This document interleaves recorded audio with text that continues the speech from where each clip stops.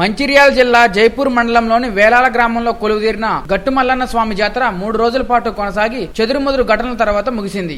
మల్లన్న స్వామి వారి ఉండి మరియు టికెట్ల ద్వారా సుమారు 20 లక్షల ఆదాయం వచ్చిందని, గత సంవత్సరంతో పోలిస్తే ఈ సంవత్సరం 5 లక్షల ఆదాయం ఎక్కువ రావడం జరిగిందని ఆలయ ఈవో రమేష్ తెలిపారు.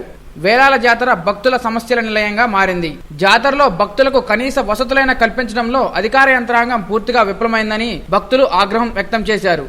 లడ్డూ కాంట్రాక్టర్లు నాణ్యతా ప్రమాణాలను పాటించడం లేదని మల్లన్న స్వామి దర్శనానికి విచ్చేసిన జిల్లా పాలనాధికారి ఆర్వి కర్ణన్ దృష్టికి తీసుకెళ్లడంతో లడ్డూ కౌంటర్ మూసివేశారు. ఈ జాతరకు విచ్చేసిన భక్తుల వాహనాలను గ్రామానికి సుమారు 3 కిలోమీటర్ల దూరంలో పార్కింగ్ ఏర్పాటు చేయడంతో భక్తులకు పోలీసులకు మధ్య వాగ్వాదం చోటు చేసుకుంది. ఈ గొడవలో ఓ భక్తుడు జాతర విధులు నిర్వహిస్తున్న మంచిర్యాల ఎస్ఐ వేణుగోపాల్ పై చేయి చేసుకున్నాడు. ఏది ఏమైనా జాతర ముగియడంతో అధికారులు ఊపిరి పీల్చుకున్నారు. జైపూర్ మండలం వేలాల గ్రామంలో వించేసి ఉన్న శ్రీ మల్లన్న స్వామి దేవాలయం యొక్క మహాశివరాత్రి జాతర సందర్భంగా టికెట్లు మరియు లడ్డు ప్రసాదం ద్వారా 10,31,540 హుండీ విప్పగా 9,53,415 ఆదాయం సమకూరినది. మొత్తంగా 19,84,955 రూపాయల ఆదాయం దేవాలయంకి వచ్చింది 2017 జాతర సందర్భంగా.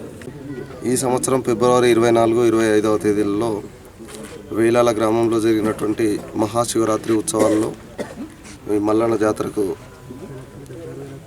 పోలీస్ శాఖ తరఫున 250 మందితోటి బందోబస్తు నిర్వహించడం జరిగింది. ఇక్కడికి వచ్చిన ప్రజలందరికీ, భక్తులందరికీ కూడా మేమందరము పోలీస్ శాఖ తరఫున భద్రత కల్పించి సాధ్యమైనంతటి మెరుగైనటువంటి సేవలు అందించాము.